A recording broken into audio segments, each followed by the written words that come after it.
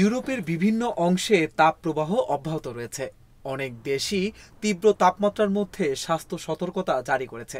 এরই মধ্যে দক্ষিণ স্পেনে সর্বোচ্চ তাপমাত্রা রেকর্ড হয়েছে ৪৬ ডিগ্রি সেলসিয়াস। স্থানীয় সময় শনিবার ওই তাপমাত্রা রেকর্ড করা হয় বলে বিবিসির প্রতিবেদনে জানানো হয়েছে। এতে আরও বলা হয়, ইউরোপের সবচেয়ে বেশি ক্ষতিগ্রস্ত অঞ্চল স্পেন।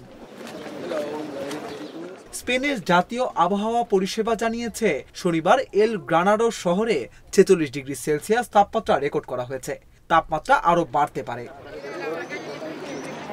পর্তুগাল, ইতালি এবং ক্রোয়েশিয়ার বেশ কিছু অংশে রেড অ্যালার্ট কার্যকর রয়েছে।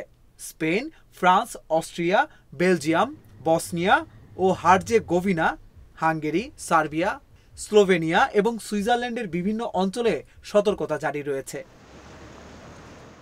প্রতিবেদন বলছে, বার্সেলোনায় শনিবার রাস্তা পরিষ্কার করার সময় এক নারীর মৃত্যু হয়। এই সময় তাপমাত্রা খুব বেশি ছিল। স্থানীয় কর্তৃপক্ষ তার মৃত্যুর কারণ তদন্ত করছে। ইতালিতে সারা দেশে জরুরি বিভাগগুলোতে হিট স্ট্রোকের ঘটনা বৃদ্ধি পেয়েছে বলে জানা গেছে। আক্রান্তদের বেশিরভাগই বয়স্ক ব্যক্তি, ক্যান্সার রোগী বা গৃহহীন।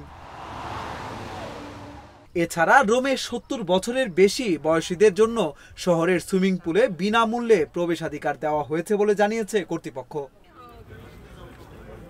পর্তুগালের রাজধানী লিসবনে একজন ফার্মাসিস্ট রয়টার্সকে বলেছেন, দিনের সবচেয়ে গরমের সময়ে বাইরে যেতে নিষেধ করা হয়েছে মানুষকে। এরপরও হিটস্ট্রোকের ঘটনা ঘটছে। তীব্র তাপ পশ্চিম বালকান জুড়ে দেশগুলোকেও প্রভাবিত করেছে, যেখানে তাপমাত্রা ৪০ ডিগ্রি সেলসিয়াসের বেশি।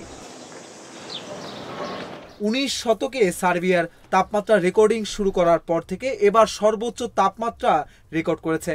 স্লোভানিয়ায় শনিবার জুন মাসের সবচেয়ে বেশি তাপমাত্রা রেকর্ড করা হয়েছে। শুক্রবার মেসিডোনিয়াতে তাপমাত্রা ৪২ ডিগ্রি সেলসিয়াসে পৌঁছায়।